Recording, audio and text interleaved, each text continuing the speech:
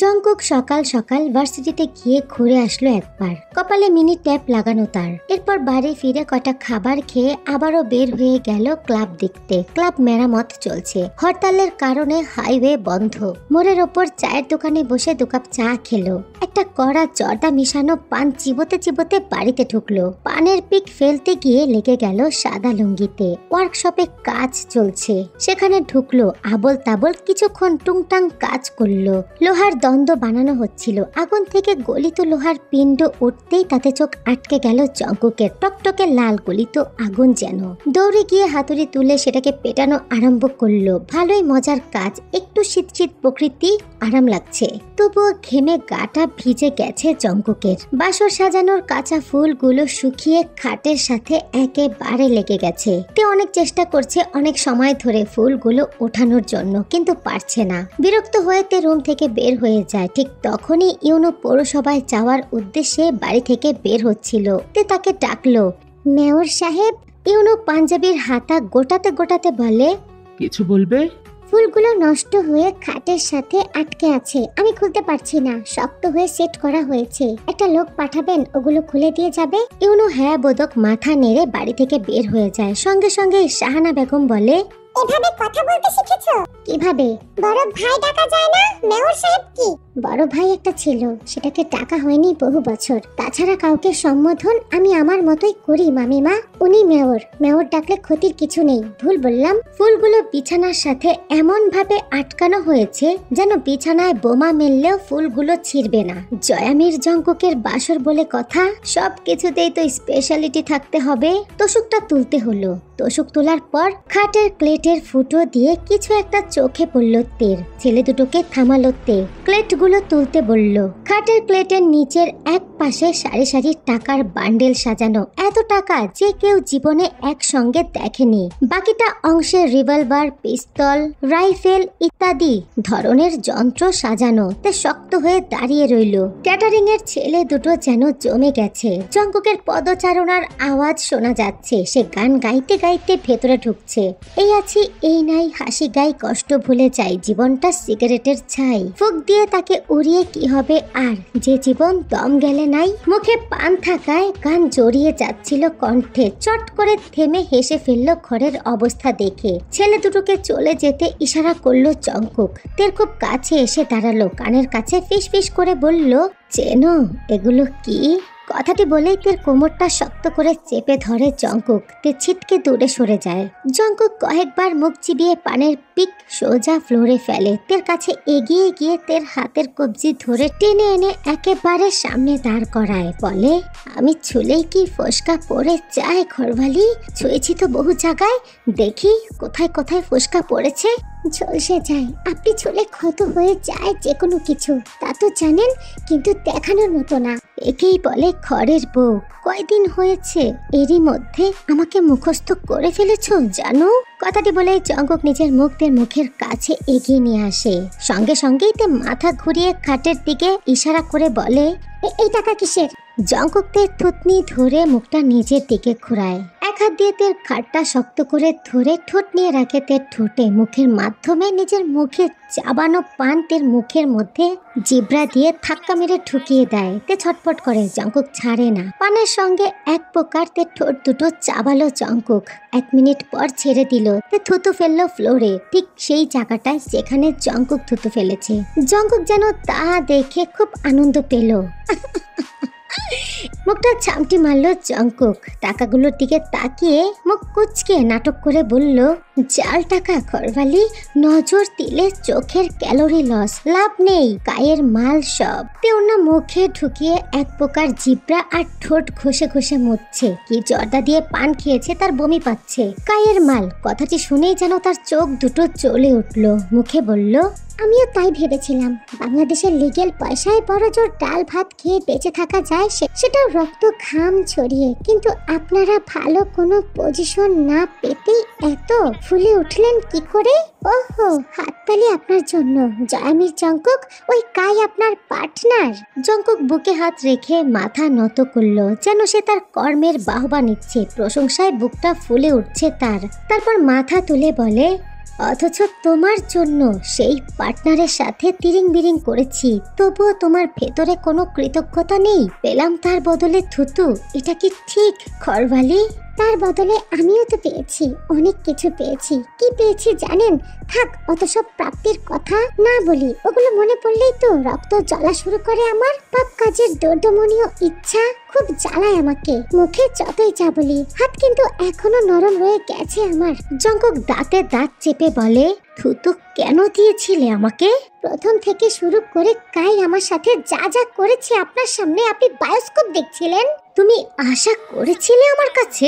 তোর মুখটা মুহূর্তে লাল হয়ে ওঠে। সে বলে, এক মুহূর্তের জন্য আমি আপনাকে সেদিন মানুষ ভাবতে চেয়েছিলাম। মানুষ নিজের স্বার্থে কত কিছুই ভুলে যায়, আমিও ভুলে গিয়েছিলাম আপনি জঙ্গলি। এরপর পরিস্থিতি যখন চরম, তখন এসে জীবনদান করলেন। ব্যাপারটা কেমন হয়ে গেল বলুন তো? বলির পাঠাকে যত্নে লালনের মতো, ঠিক না?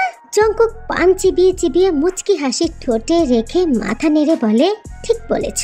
তে দৃঢ় চোখে তাকিয়ে শান্তভাবে বলে, শুকরিয়া আদায় করুন, এই যে রাতের বেলা মাতাল হয়ে বন্ধ ঘরে আমার পাশে ঘুমান। সেই সুযোগে আপনার গলাটা কেটে দুভাগ করে ফেলিনি এখনো। এক দৃষ্টিতে চেয়ে ছোট্ট ছোট্ট শব্দে হাসতে হাসতে হো হো করে হেসে ওঠে জঙ্কুক। এতদিনের লাইফে অ্যাডভেঞ্চার আসলো ঘরবালি।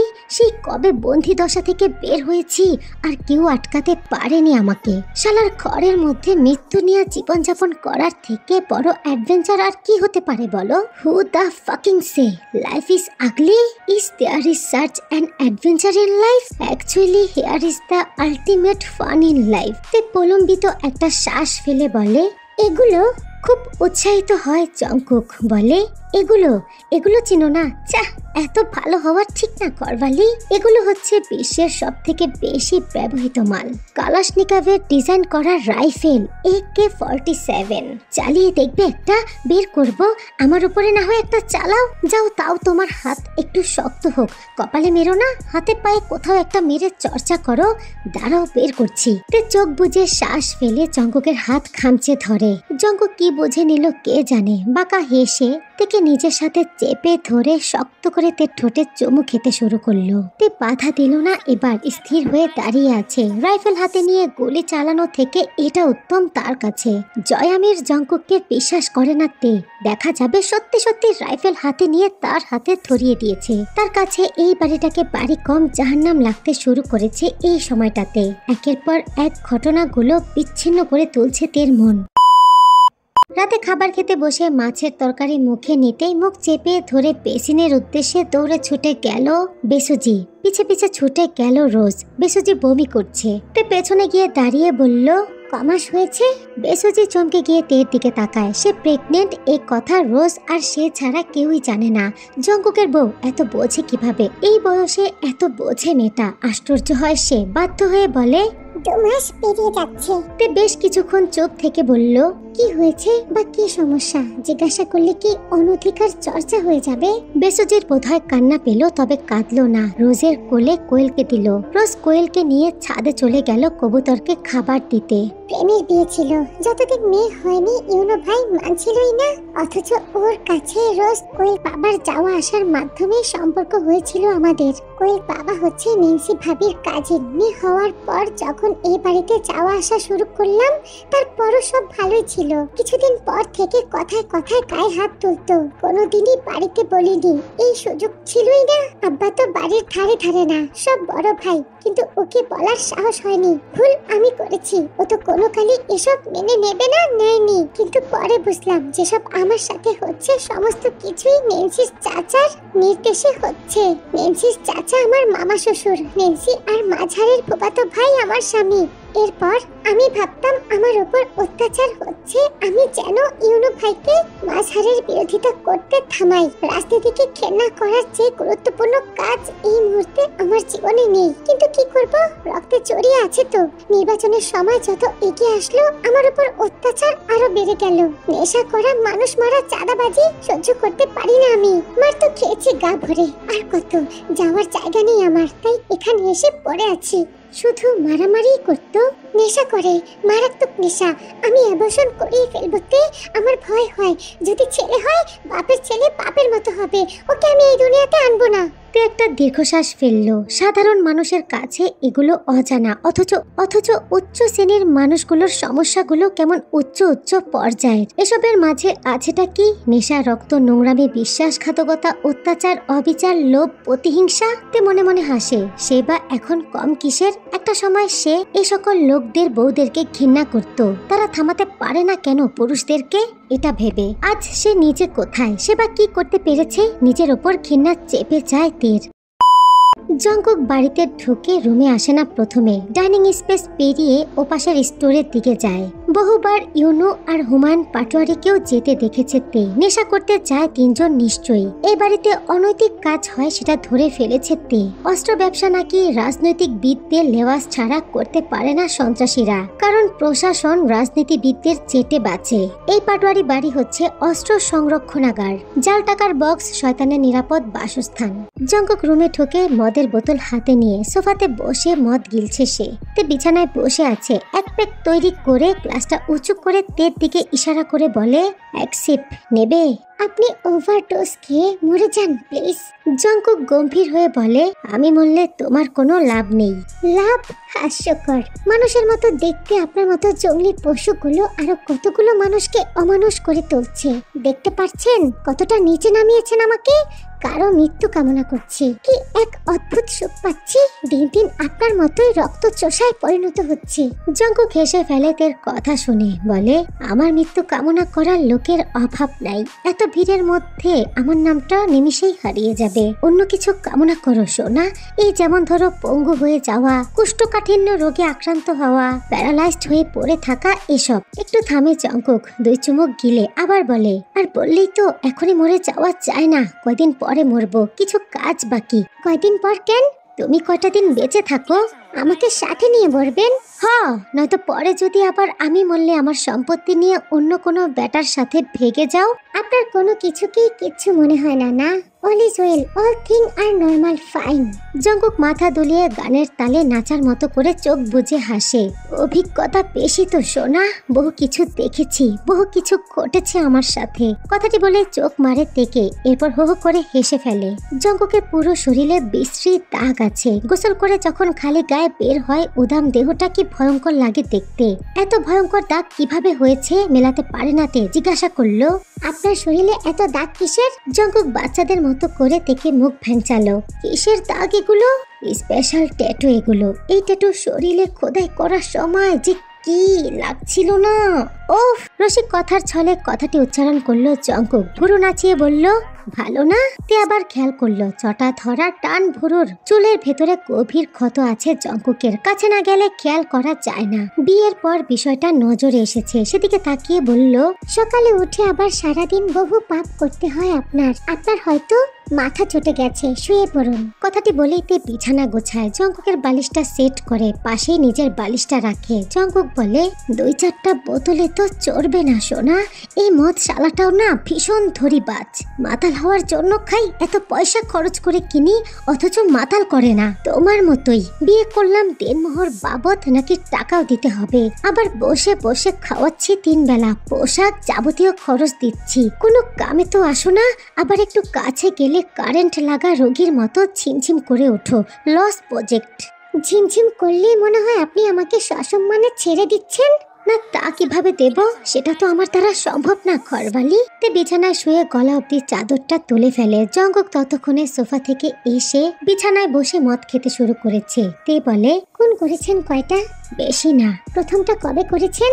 জঙ্কুক খার মেসেজ করতে করতে বিড়বিড় করে বলে, শালি ইন্টারভিউ নিতে বসেছে রাত বিরাতে। তারপর বোতলটা ধরে গটগট করে গিলল। কথা না বলে দ্রুতই বিছানায় শুয়ে পড়ল। তে শরীর থেকে চাদরটা নামিয়ে দিতে দিতে বলল, 15 বছর বয়সে সোনা, ক্লাস 8-এ ছিলাম সম্ভবত। তে কপাল কোচকালো, আশ্চর্য হলো। ততক্ষণে জঙ্কুকের জামা খোলার কাজে লেগে গেল। তে ভাবছে 15 বছর বয়সে ক্লাস 8-এ থাকতে জঙ্কুক কেন খুন করেছে, কাকে খুন করেছে। তের ভাবনার মধ্যেই বুকের মধ্যে কামড় অনুভব করলো সে। জঙ্কুক সব সময় শার্টলেস ঘুমায়। তেকে নিজের শরীরের সাথে চেপে ধরে তের বুকে সাক করতে করতে জঙ্কুক বিড়বিড় করে বলে, ও ঘরবালি, তোমার শরীরের গন্ধই তো যথেষ্ট মাথার করার জন্য এত পয়সা খরচ করে ওই বোতলগুলো হুদাই কিনি। তে বিরক্তিতে কপাল কুচকে চোখ বন্ধ করে জঙ্কুকের চুল খামচে ধরে বলে, তাহলে মাতাল হয়ে মরে চান না কেন? জঙ্কুক তের ওপরে উঠে তের ঠোঁটে চুমু খায়। গভীর ভাবে চুমু খেয়ে ঠোঁটে কামড় বসিয়ে বলে, শালি, আমি মরলে তোকে আদর করবে কে, তোকে চুমু খাবে কে, আর তোর এই শরীরে? থেমে গেল জঙ্কুক। তের উদাম শরীরের দিকে তাকালে তার কথা গুলিয়ে যায়, শুধু দেখতে ইচ্ছা করে। আর কথাই বলতে পারল না জঙ্কুক। তের মিঠা পানির স্বাদ নেওয়ার জন্য ছটফটিয়ে উঠল।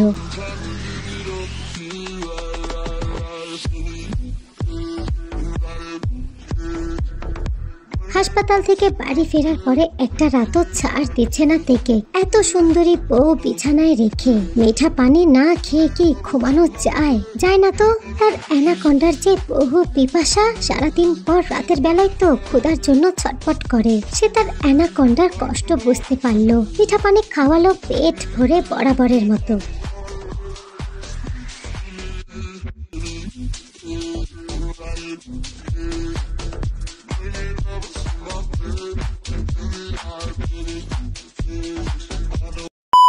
বেলা না বাড়লে আবার ঘুম ভাঙে না জঙ্কুকের। তে সকাল সকাল ঘুম থেকে উঠে রান্নাঘরে গিয়ে দেখে নেন্সি আর কাজের মহিলা মিলে রান্না করছে। তেকে দেখে নেন্সি বলে, তে জঙ্কুক ভাইয়ের বাগানে লেবু গাছ আছে, কটা লেবু ছিঁড়ে এনে দিন না।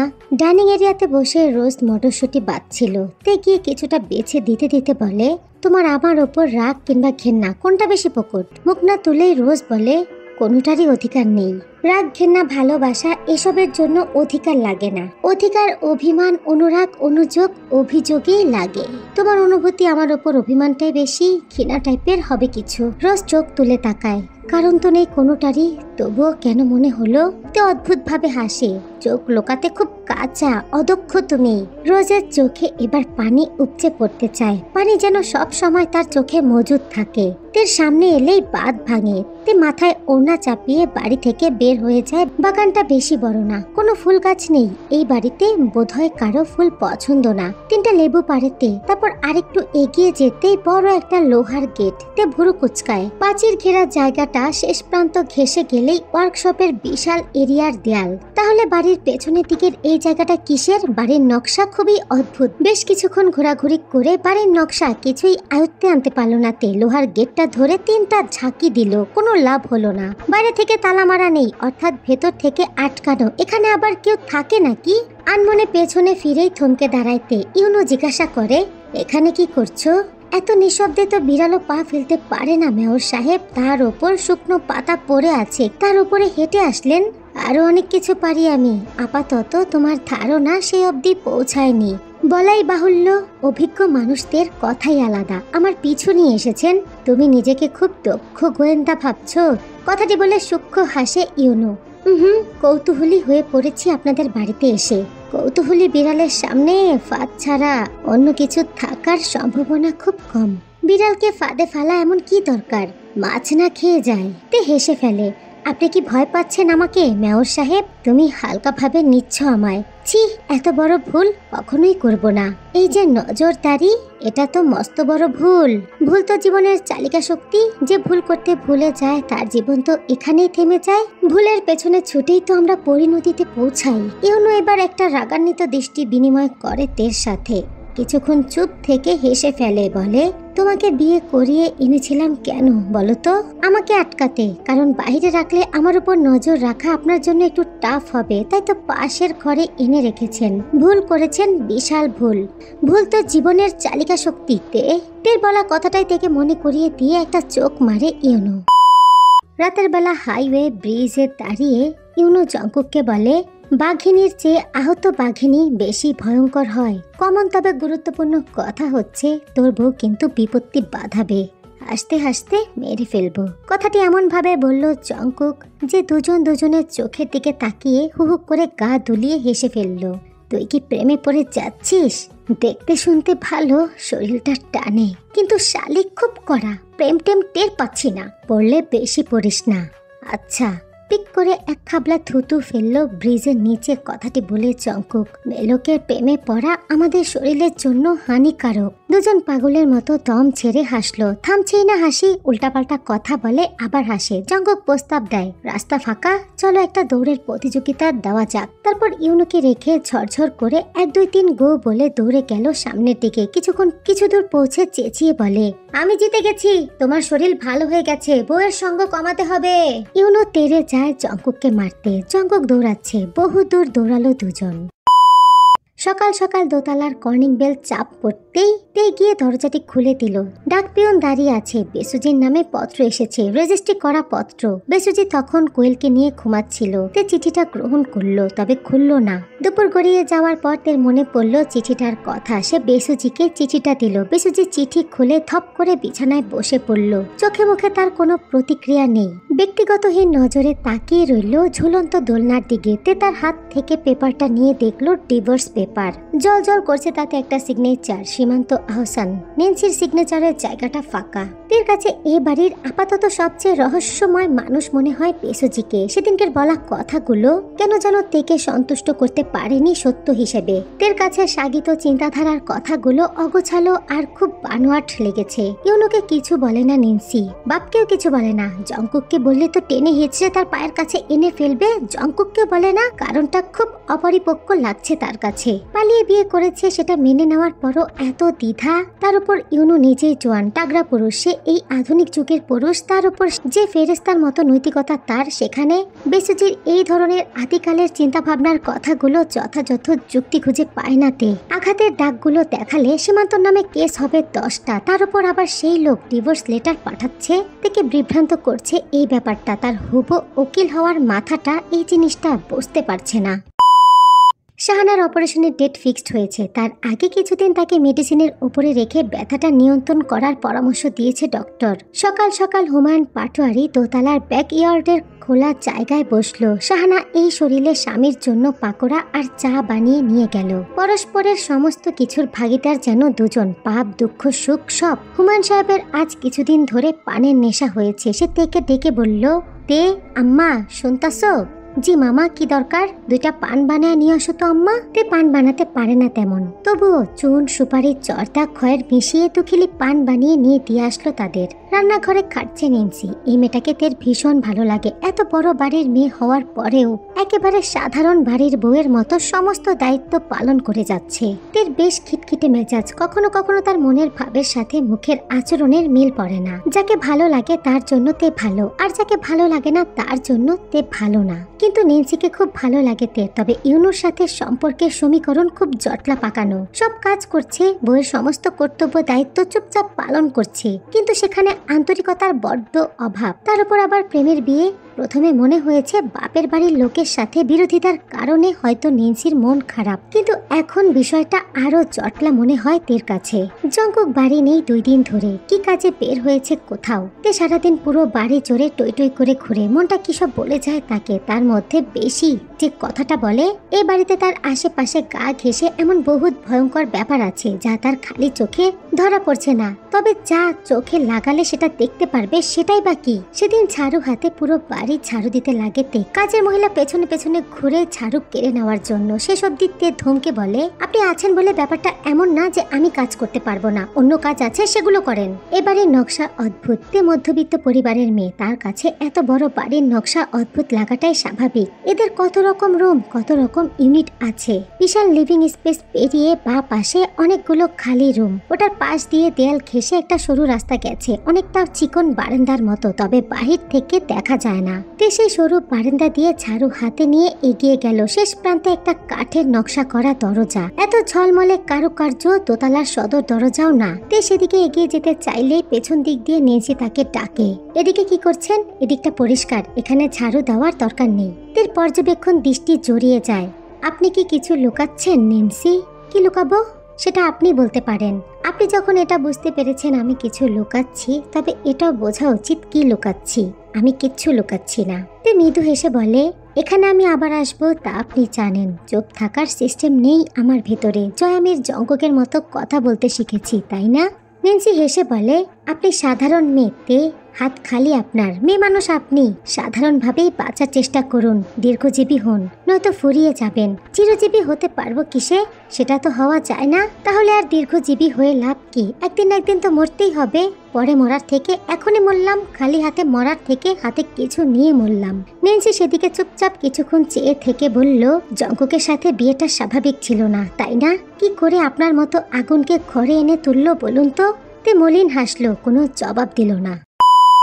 তের গ্রামের জমি বিক্রি করতে গিয়ে তের চাচাতো ভাইকে এক ঘা লাগাতে হয়েছে জঙ্কুকের। সেই স্থানীয় মাস্তান ডেকে এনেছে, তাদের সাথে একচোট ঝামেলা হয়েছে। ওখানে জঙ্কুকের দাপট কিছুটা ফিকে পড়ে গিয়েছিল, তবুও শেষ রক্ষা হয়েছে, রেজিস্ট্রি হয়েছে। 4 কাঠার বেশি জমি, পজিশন ভালো। তবে তে যতটা টাকা আশা করেছিল তত টাকা আসেনি। 20 লাখ টাকার মতো বিক্রি হয়েছে। তে জানে কায়ের টাকা বিয়ের আগেই পরিশোধ করে দিয়েছে জঙ্কুক, তাই কায় আর কোনো ঝামেলা করতে আসেনি। বাকি টাকার খোঁজ তে জঙ্কুকের কাছ থেকে নেওয়ার সুযোগ পায়নি। রাত 11টার দিকে জেলায় পৌঁছেছে জঙ্কুক। কাই তখন হোটেলে থাকে। জঙ্কুক গেল কায়ের হোটেলে। জঙ্কুককে দেখে কাই হেসে বলে, ভালো? জঙ্কুক মুখ কুচকে বলে, আপনার কি অবস্থা? গন্ধ লাগতাছে নাকে? কি বালের পারফিউম মারেন গায়ে? এয়ার ফ্রেশনার মারেন বালডা? কাই হাই তুলে বলে, ঘুম পাইতাছে রে, থাকবি এখানে? চল রাইতে খাবার খাইয়া একসাথে শুয়ে পড়ি। না, শ্বশুরের চ্যাংড়ার ঋণ পরিশোধ করতে আইছি। কাই হো হো করে হেসে ওঠে, তুইও শেষ পর্যন্ত যা। বেটা ছেলে মাইশের জীবনটাই এমন, শান্তি নাই রে, খুবই বেদনা। নাটক করেন না তো, কথায় কথায় হাসবেন না। জার্নি করে আইছি, সহ্য হইতাছে না গায়ে। তুই আমার সাথে খুব খারাপ আচরণ করিস জঙ্কুক, তারপরও আমি তোরে কিচ্ছু বলি না। এটা কি আমার ভালোবাসা না? স্বার্থ। আমি আপনার কাছে আসি, এটা আপনার স্বার্থ। আপনি এত কিছুর পরেও চুপ করে আছেন, এটাও আপনার স্বার্থ। ধান্দা চালানোর স্বার্থ। ভণ্ডামি কথা বাদ দেন, কাজের কথায় আসেন। কাই গা দুলিয়ে হাসে, মাথা নাড়ে। আসি? সেদিন আমার সমন্দির বাড়িতে গিয়েছিলেন আবার? যাওয়াটা কি অস্বাভাবিক? সেদিন তোর বউ বড় মুখ করে সময় চেয়ে নিল আমার কাছ থেকে, তবুও কতগুলো দিন চুপ করেছিলাম। আমি দিন দিন ভালো মানুষ হয়ে যাইতাছি রে জঙ্কুক। গিয়া কি করছেন? তোর সমন্দির বউ মনে হয় পোয়াতি, ঠিক না? কথাটি বলার সময় খুব নোংরা হয়ে উঠল কায়ের চাহনি। জঙ্কুক নিলুপ্ত চেয়ে রইল এক দৃষ্টিতে। কাই হাসছে ভয়ঙ্কর হাসি। সেই হাসিতে কি যে হিংস্রতা খেলে যায়। দুজন লোক আসলো স্ন্যাক্স আর ড্রিঙ্কস নিয়ে। কত টাকা এনেছিস? দাবি কত আপনার? বেশি না তো, যা হয় তাই। তবে গহনা ফেরত দিতে পারবো না। তার বদলে তুই টাকা কেটে রাখ, গহনা খরচ হয়ে গেছে। তের ভাবির গহনা ওগুলো দেন, আমি কথা দিয়েছি। টাকা দিয়ে গহনা ফেরত নিয়ে যাব। গহনা তের ভাবির মায়ের বাড়ির, টাকা পাবেন, টাকা নেন। ইলিগেল কিছু তো করিনি। টাইম আপ, অর্থাৎ গহনা আমার। নিয়ম অনুসারে গহনা বিনা কথায় আমার, কিন্তু টাকা আমি গহনার দামের বেশি দিয়েছিলাম, বিধায় গহনার মূল্য মাইনাস করে টাকা দিবি আমায়। আজ আপনি জাহেজ, আমি না জাহেজ। যান, পুরো টাকাটা নেন, খানিকটা বেশি টাকা নেন, তবুও গহনা চাই। আমি কথা দিয়েছি সেই কবে। এমনিতেই বহুদিন পার করেছি পাটপারি করে। কাই একটা দীর্ঘশ্বাস ফেলে। তোর আমার এতদিনের সম্পর্কে একটা মেয়ে আজ দুবার ধাক্কা কষিয়েছে, খেয়াল করেছিস ব্যাপারটা? জঙ্কুক হাসে। খালি আপনার আমার না তো, আমার সাথে আরো অনেকের সাথে আরো অনেককে নিয়ে রেখে দিয়েছে। তবু ও মনে করে ও কিচ্ছু করেনি, ওর হাত শক্ত হয়নি। Something have special in her, is not that? কাই ঠোঁট কামড়ে হাসে। I also acknowledged, but I am earning you. মেয়ে মানুষের ওড়াউড়ি দেখার অভ্যাস নাই আমার। ইউ নো ওয়েল, মেয়ে মানুষের ওপর কি পরিমাণ চুলকানি আছে আমার। হোয়াট এভার, যদি এমন ব্যাপার হয়, আই ইভেন ডোন্ট নো। আমি কি করব কি করব না, পুরোটাই সারপ্রাইজ থাকবে তোর বউয়ের জন্য। জঙ্কুক ডকডক করে 2 গ্লাস পানি খায়। হাতের কবজি দিয়ে বাচ্চাদের মতো মুখ মুছে বলে, আপনি তের বাবার বাড়ি থেকে নিজেকে গুটিয়ে রাখুন, তাতেই চলবে। বাকিটা আমি সামলে নেব। কাই কখনোই চায় না তের জন্য তার আর জঙ্কুকের সম্পর্কটা নষ্ট হয়ে যাক। তারা বিজনেস পার্টনার। তের জন্য জঙ্কুক এই নিয়ে দুইবার তার কথার অবাধ্য হয়েছে। সে একটু রেগে গেছে। এইদিকে অনেকদিন পর তের সাথে তের মার ফোনে কথা হয়। মা মেয়ের কথার এক পর্যায়ে রাবেয়া বেগম মুখ ফুসকে বলে ফেলে, কায়ের টাকা পরিশোধ না করে বউ সাজবি না? বাস এতটুকুই যথেষ্ট তের মাথায় আগুন ধরিয়ে দেওয়ার জন্য। চতুর্থে বোঝে যায় জঙ্কুক তাকে ঠকিয়েছে। কায়ের টাকাটা এখনো পরিশোধ করেনি। জঙ্কুক বাড়ি ফিরে আসে রাত 12টার দিকে। হুমায়ুন সাহেব দরজা খোলে। 2-4টা কথা শোনাতেই পেছন দিক দিয়ে সাহারা এসে চেঁচিয়ে বলে, চুপ করো তুমি, এত বকছো কেন? কি এমন করেছে? ছেলে মানুষ এই বয়সে এগুলো একটু করেই। তারপর থেকে আদেশ করে জঙ্কুককে ধরে ঘরে নিয়ে যাওয়ার জন্য।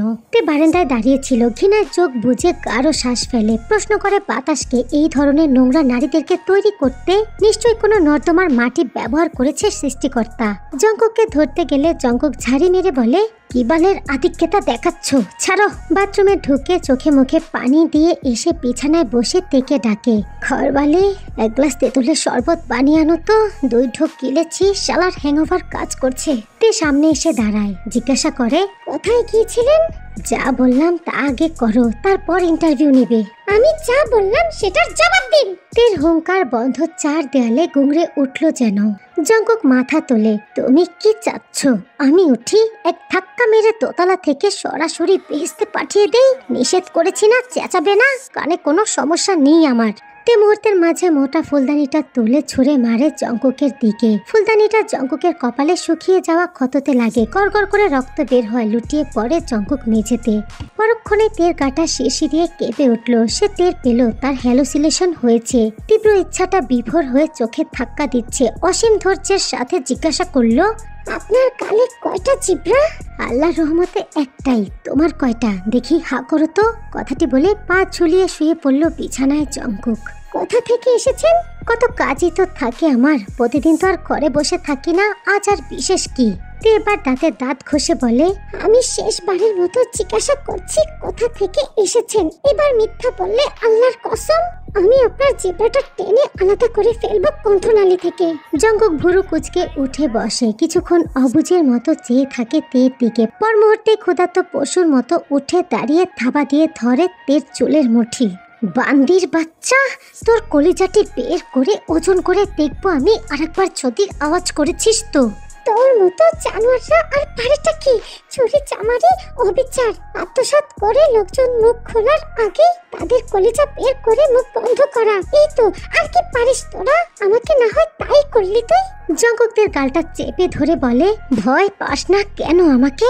আমি কি তোকে ছাড় দিই বেশি, না তোর ভয়টা কম? ভয় পাস না তুই আমাকে?